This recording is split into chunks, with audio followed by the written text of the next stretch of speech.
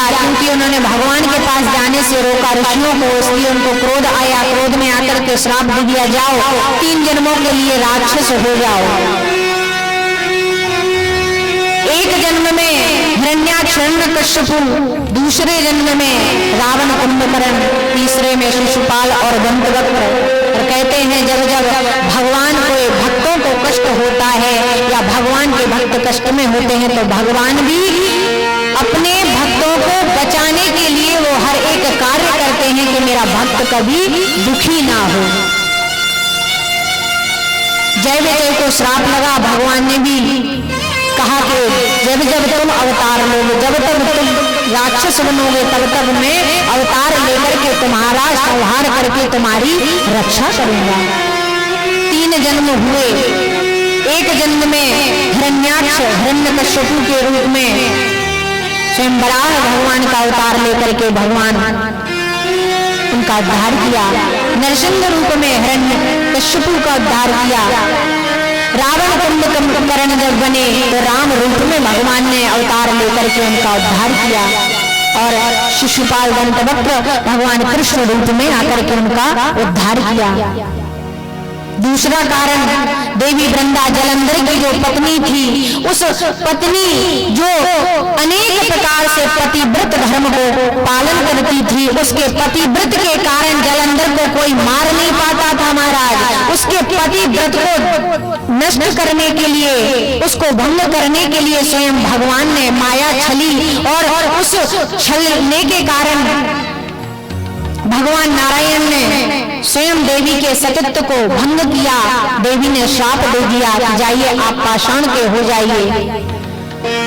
तब वही भगवान नारायण शालिग्राम के रूप में आज भी गंडकी नदी में प्राप्त हुआ करते हैं, क्योंकि पतिव्रता का जो महत्व है वो बहुत श्रेष्ठ है।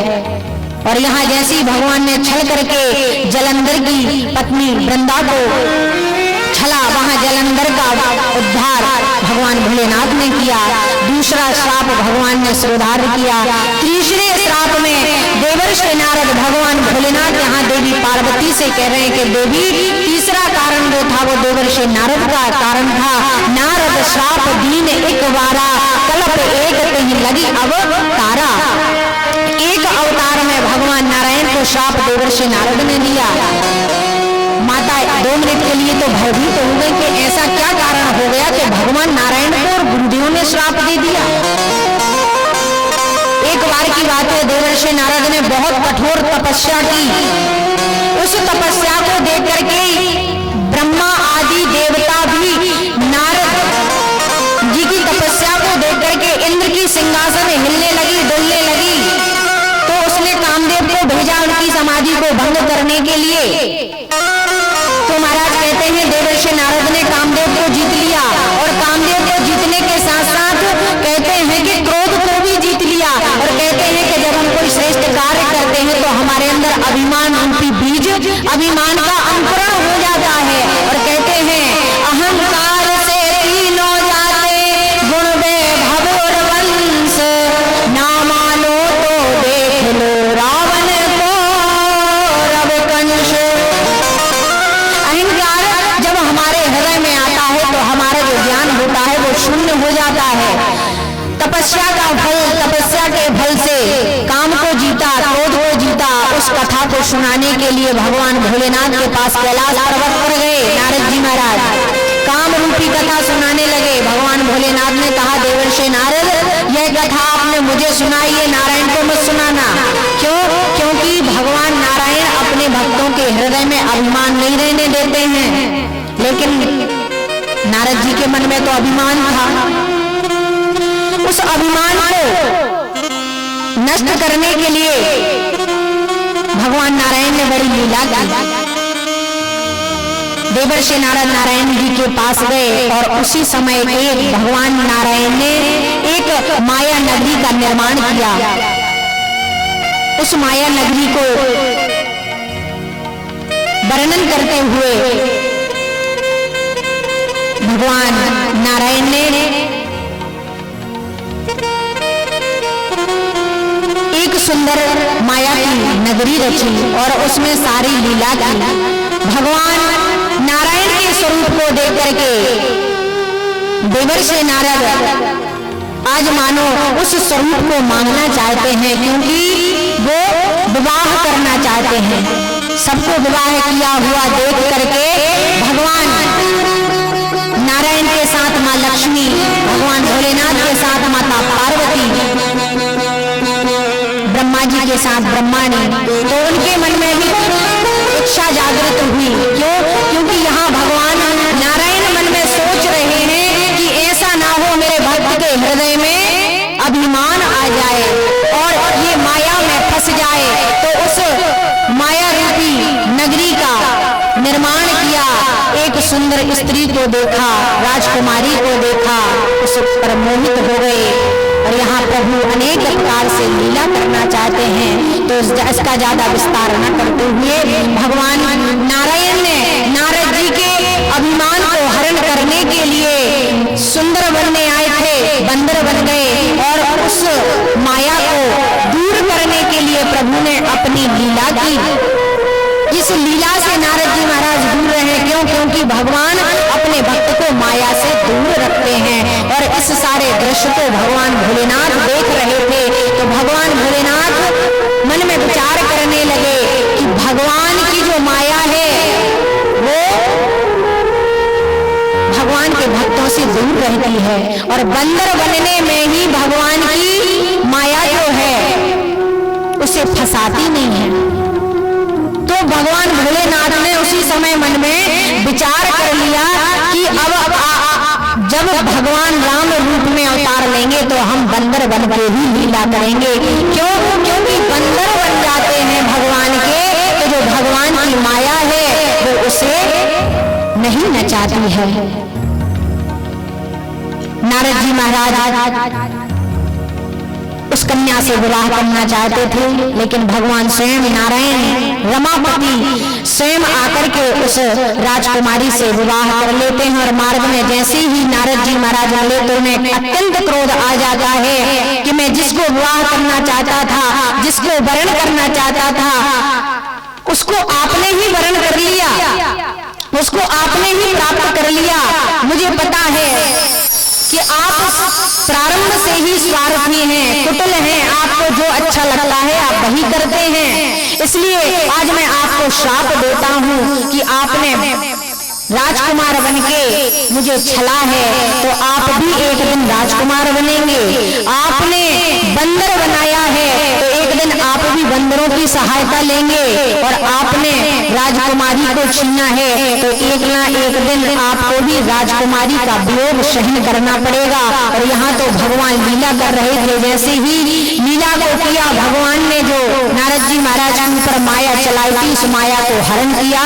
और जैसे ही नारद जी महाराज के ऊपर से वो माया हटी, तो देवर्षि नारद जी भगवान के चरणों में रोते हुए बिलखते हुए गिर गए, आंखों से अश्रु प्रवाहित करने लगे। बोले प्रभु ये मुझसे क्या अपराध हो गया, मैंने आपका ही अपराध कर दिया। क्योंकि भगवान अपनी लीला कर रहे थे कि मैं इस पृथ्वी पर कैसे आऊं, और भगवान अपने भक्त को ही सहायक बनाते हैं अपनी लीला में। एक चौथा कारण भगवान बताते हैं, और पांचवा कारण बताते हुए कहते हैं मनु शतरूपा जी ने जो अनेक प्रकार से तप किया, वन में आकर के दान शिरोमणि कृपा निधि नाथ कहो सतु भाई चाहो तुम्हें समान सुख प्रभूषण पवन दुराओ। इतनी कठोर तपस्या की मनु जी महाराज शतरूपा जी ने कि अपने शरीर को सुखा दिया। ब्रह्मा आदि देवता आए वरदान मांगने के लिए, देने के लिए, लेकिन मना कर दिया। तब स्वयं भगवान नारायण आए तो उनसे कहा आप शरीर खोज हो जाई और निपतव तनय हो में आई, सतरूपनु बिलोक कर जोड़ी देवी मांग बर जो रुचि तोरी। मैं आपके समान सुख चाहता हूँ प्रभु। भगवान नारायण कहते हैं कि मैं अपने समान कहाँ खोजूंगा, कहाँ जाऊंगा, कहाँ से लेके आऊंगा, मैं स्वयं ही आपके पास आऊंगा। अनेक प्रकार से तपस्या करके भगवान को प्रसन्न किया, भगवान को प्राप्त किया। और कहते हैं भगवान ने उनको वरदान दिया कि मैं स्वयं आऊंगा, लेकिन जब तक मैं आऊं तब तक आप अमरावतीपुरी में रह करके निवास कीजिए। और वही कहते हैं कि जो मनु और शत्रुपा जी थे वही राजा दशरथ और मां कौशल्या के रूप में अयोध्या में जाकर के निवास किए हैं, जिन्होंने कठोर तप करके और भगवान को प्राप्त किया है। तो कहते हैं कि जब तक हम भगवान के लिए समर्पित नहीं होते, भगवान के लिए कर्म नहीं करते, तब तक भगवान भी हमसे दूर रहते हैं। तो इस प्रकार से ये कारण बताते हुए पांचवा कारण, प्रताप भानु अरिमर्दन और धर्मरुचि जो सत्यकेतु के पुत्र हुआ करते थे, जो बड़े ही प्रतापी थे, बड़े ही भजनानंदी थे, ज्ञानी ध्यानी त्यागी थे, दानी थे, लेकिन किसी एक दुष्कर्मी राजा की संगति को प्राप्त करने से, कुसंग में पड़ने से एक ब्राह्मण को श्राप को स्वीकार किया। ब्राह्मण ने श्राप दिया, जाओ खून सहित राक्षस हो जाओ। वही सत्यकेतु प्रताप भानु ही रावण और कुंभकर्ण बने, जन्म लिया, जन्म से ही राक्षस अनेक प्रकार से अत्याचार पापाचार दुराचार करते हैं। एक बार भगवान ब्रह्मा जी की तपस्या की,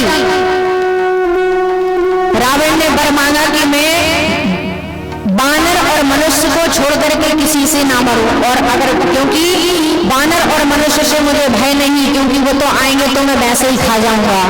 और कुंभकर्ण ने मांगना चाहा था 6 महीने जगूं, 1 दिन सोऊं। सरस्वती जी की प्रेरणा से 1 दिन जगूं और 6 महीने सोऊं, ऐसा वर मांग लिया। तथास्तु कहा। और कहते हैं जो धर्मरुचि नामक श्री विभीषण जी थे, उन्होंने भगवान श्री हरि के चरणों में निष्काम निर्मल भक्ति मांगी। ब्रह्मा जी ने तथास्तु कहा, और जैसे ही वरदान मिले तो रावण कुंभकर्ण अत्याचार पापाचार करने लगे। और बाबा कहते हैं कि रावण के इतने अत्याचार बढ़ गए कि सारी पृथ्वी डोलने लगी, कांपने लगी, थरथराने लगी, देवता भी भयभीत होने लगे, भगवान से प्रार्थना करते हैं। और बाबा वर्णन कर रहे कि रावण का कैसा अत्याचार था। जब जो विरागा तब मुख भागा, श्रवण सुनई 10 सीसा, आप उठी धावई रहे न पावई, धरि सब भालई खीसा,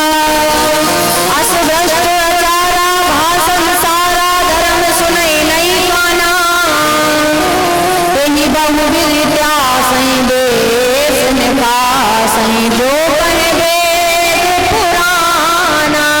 कहते हैं कि रावण का अत्याचार इतना बढ़ गया कि जहां भी कोई सत्कर्म होता, धर्म होता, पुण्य का कर्म होता, तो रावण उनको भयभीत कर देता, राक्षसों से मरवा डालता, कटवा डालता, साधु संत महात्माओं को पीड़ित करता, और जहां सत्कर्म होते दिखाई देते तो उसको देश से निकाल फेंकता था। ऐसा अत्याचार देख करके बड़े बड़े साधु संत ऋषि मुनि ज्ञानी ध्यानी और देवता भयभीत होकर के भगवान भोलेनाथ के पास गए और कहते हैं बाड़े फल चोर द्वारा जे लंपट परदन परदारा। जो इस प्रकार के अनेक प्रकार से पापाचार करते हुए दुराचार करते हुए ऐसे प्राणियों को देखते हैं, कभी परमात्मा इस धरा पर अवतार लेते हैं। और जैसे ही देवताओं को भयभीत देखा, क्योंकि परमात्मा का अवतार ही किसके लिए होता है, विप्र रहन सुर संत हित लीन मनुज अवतार, निज इच्छा निर्मित तमो माया गुण गोपाल। यहाँ